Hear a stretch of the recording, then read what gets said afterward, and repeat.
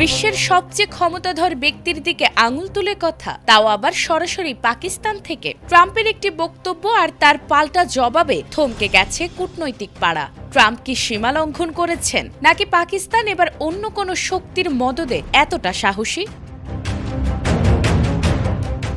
বিশ্ব মঞ্চে এবার এক নতুন ভূমিকায় পাকিস্তান। চিরপ্রতিদ্বন্দ্বী যুক্তরাষ্ট্র ও ইরানের মধ্যকার যুদ্ধ থামাতে মধ্যস্থতাকারীর ভূমিকায় অবতীর্ণ হয়েছে ইসলামাবাদ। তবে এই আলোচনার মাঝপথেই তৈরি হয়েছে নতুন উত্তেজনা। মার্কিন প্রেসিডেন্ট ডোনাল্ড ট্রাম্পের কড়া ভাষা কি ভেস্তে দেবে সব পরিকল্পনা? ওয়াশিংটনকে সরাসরি মুখ সামলে কথা বলার পরামর্শ দিয়েছে পাকিস্তান।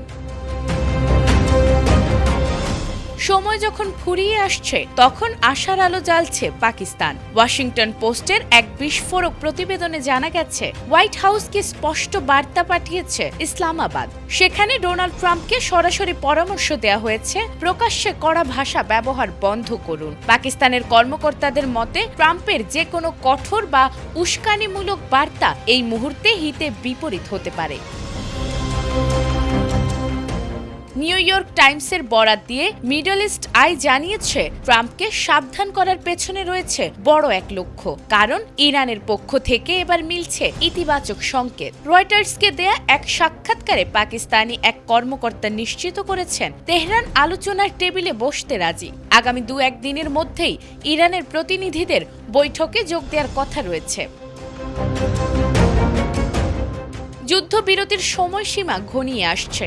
এমন এক সংকটময় মুহূর্তে পাকিস্তান এখন তেহরান ও ওয়াশিংটনের মধ্যে এক অতন্দ্র প্রহরীর মতো কাজ করছে। দ্বিতীয় দফা আলোচনার জন্য ইসলামাবাদের এই তৎপরতাকে ভূ রাজনীতির অন্যতম গুরুত্বপূর্ণ পদক্ষেপ হিসেবে দেখা হচ্ছে। প্রশ্ন এখন একটাই, ট্রাম্প কি পাকিস্তানের এই পরামর্শ মেনে চুপ থাকবেন, নাকি তার একটি মাত্র মন্তব্য ভেস্তে দেবে দীর্ঘ প্রচেষ্টার এই শান্তি প্রক্রিয়া? মধ্যপ্রাচ্যের নিরাপত্তা আর বিশ্ব শান্তি এখন ঝুলে আছে মাত্র কয়েক ঘন্টার কূটনৈতিক সিদ্ধান্তের ওপর। পাকিস্তান কি পারবে যুক্তরাষ্ট্র ও ইরানকে এক টেবিলে ধরে রাখতে? সময় বলে দেবে এর উত্তর। নাজমুন নাহার জান্নাত, এটিএন বাংলা।